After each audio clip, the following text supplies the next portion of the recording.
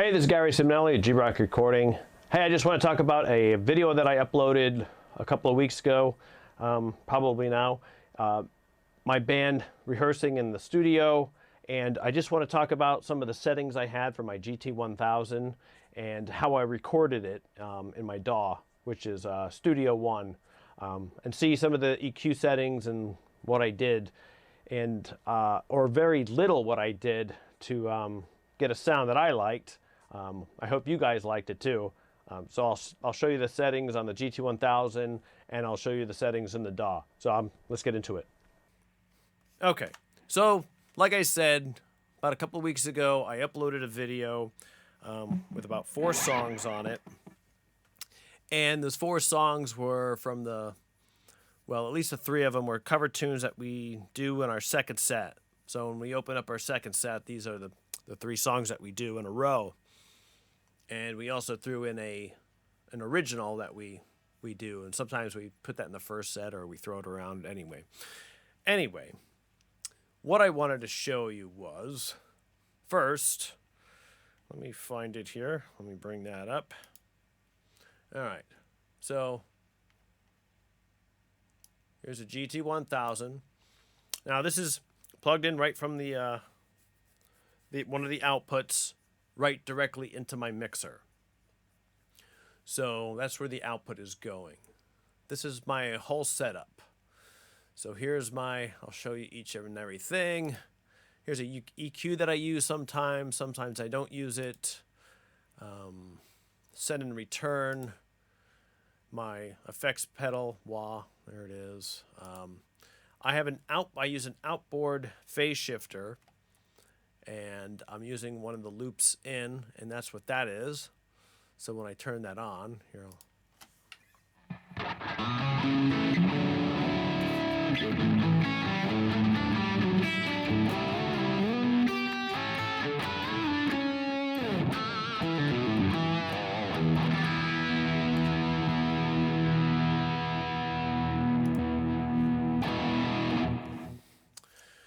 that's what that is. The next, flanger, and the next one is an overtone. Not sure I'm even using that, but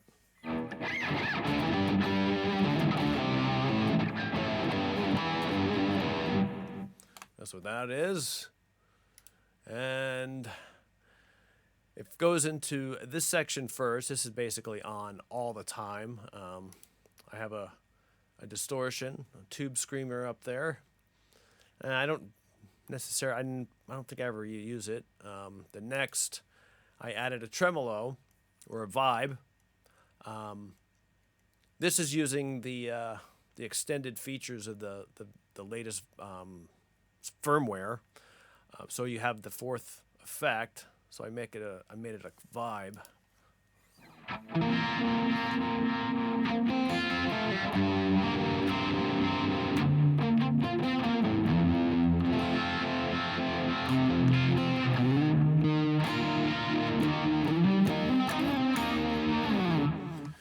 That's what I use that for.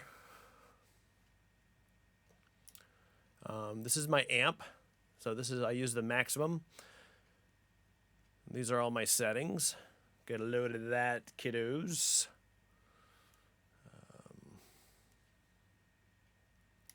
Have a noise reduction. This is the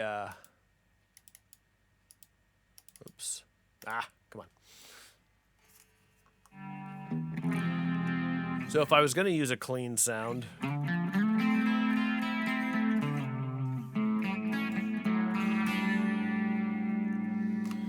I got to work on this one. I'm not really too happy with it. It's just,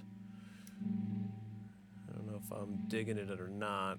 I don't know if I really like the tweed combo.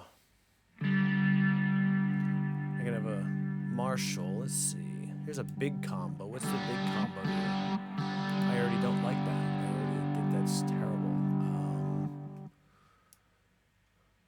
Let's see.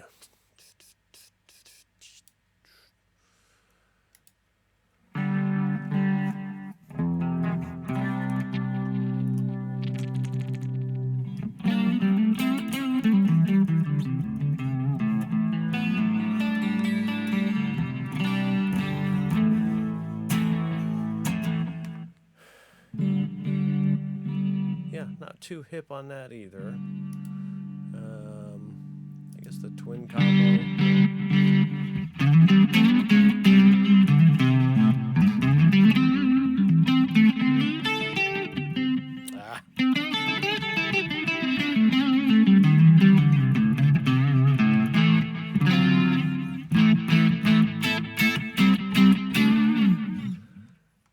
Anyway, I'm going to cut all that out. Anyway, I use a twin combo, blah, blah, blah. Chorus, noise reduction. Don't really need noise on that. There's an EQ, parametric. I use the volume for other things. I have another, an expression pedal. Don't use the looper. Another delay not being used. I use this delay.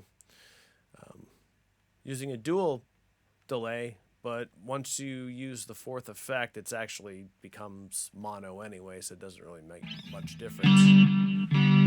So that's on most of the time.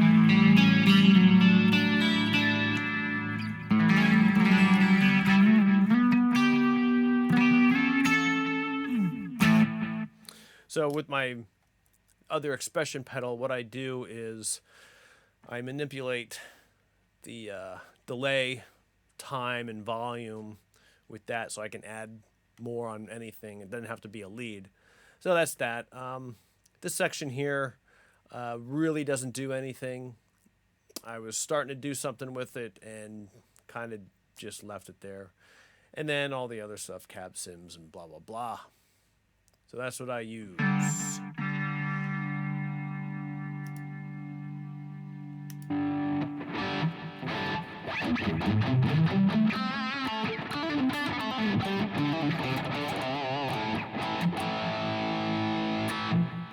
So that's the tone. That's the tone I have from this. So I'm going to close that. So in here, so we recorded this. I'll play a quick little snippet of it. Jesus, someone to hear your prayer. So when I play that, I just use my front pickup.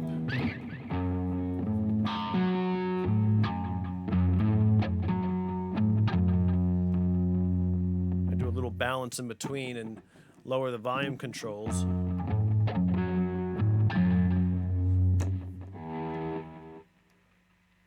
See, on this one, it has two volume controls. So when you're in, you know, it has volume for the lead and blah, blah, blah. Or you can put it in the middle and get kind of a combination of it.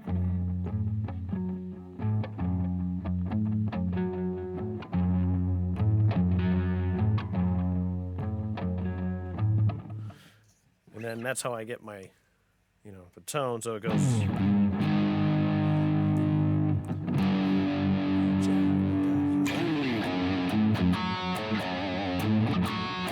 I just switch pickups, and that's how I do that. Now here's the, now I didn't redo my guitar. Like, I think in the description I explained that we redid the backing vocals because I didn't record them because I'm a dumb head, and the lead vocals, very hard to process when you have a whole drum kit going through the lead vocalist microphone, and so it's hard to put delay and things on it and make it sound good. So she just redid it and pretty much did it exactly the same as she always does it, because we do those 3 songs all the time. But here's my signal flow. So this is the guitar.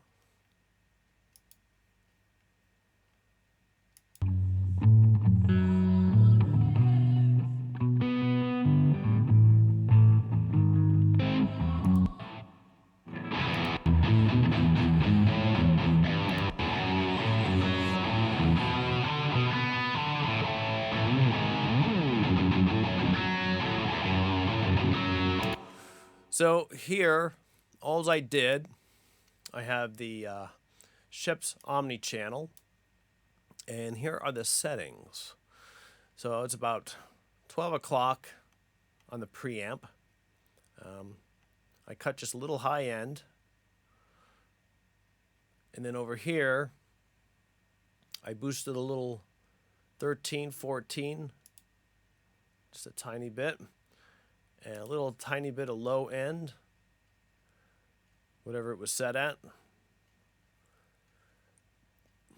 And then there's just a tiny bit of compression hitting it sometimes when I chug on the lower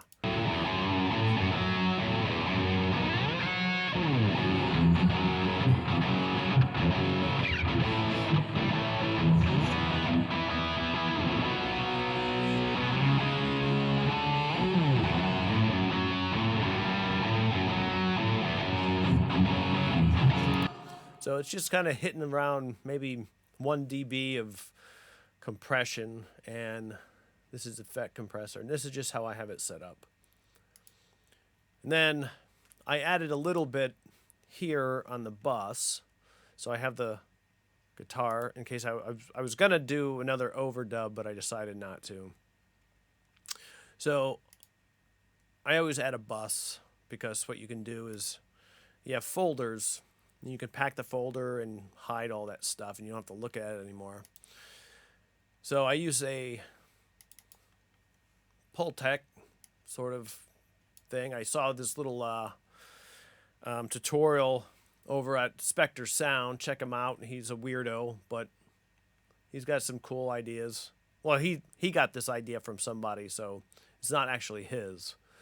But you take a Pultec, and what you do, you set it for about, I don't really know how to explain a Pultec. It's an odd thing.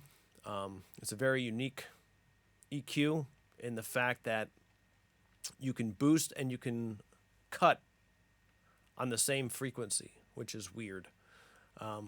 But what that does is we're boosting about a dB or so. I'm not really sure. However, that whatever from 5 to 6 is on 30 hertz. So it's really low stuff, and also cutting everything out from behind, so nothing else from 30 hertz. I believe that's how it works. So the same thing that was happening here is it's about 10 hertz, and I'm cutting everything from this, and I'm boosting everything in front of it. So I guess kind of what it would look like if you had an EQ that was set like this. I guess it would be kind of like this, right? So say this is about 30, right? And then you take this one around 30. Oops, do it. And you just boost that up a little bit. And kind of cutting everything behind it. And the same thing with this. So if I was to take this, let's see, about 10.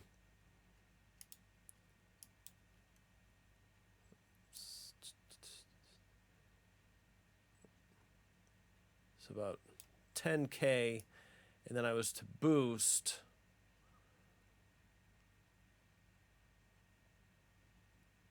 something like that, or attenuate. So you could cut everything from there. So if I, let's see.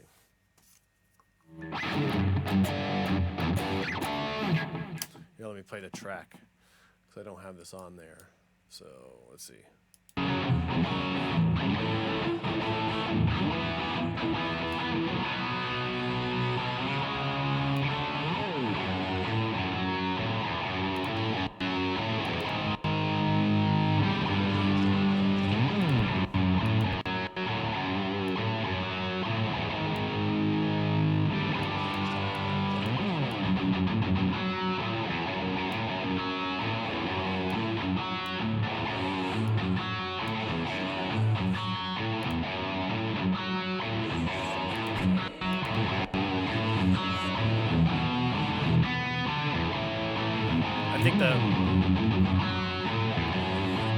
I really think the Pultec adds a lot more character to it than trying to do it. If you could mimic it, if you didn't have one, you could use an EQ similar to that and try to do it with that, but it's not quite the same because these emulate.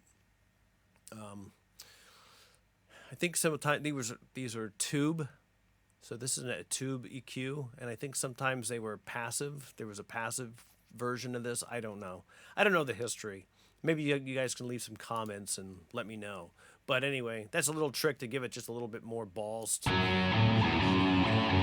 And then I also have it going through. I have some effects here. So it's going through the Abbey Road, and I'm just using the warm drum cave. So everything's using basically the same reverb, just a little bit, just to give it some ambience. Even though I do have a reverb or a delay on it anyway, so it doesn't really matter. But that's what I did, and that's how I got the tone on it. So you can listen to those on the other video. And anyway, hope you enjoyed it. We'll be talking to you very soon. Let me know if you have any questions about the patch or what else I did and how we record or whatnot. You guys have a great week. I'll be talking to you very soon. Thanks. Bye.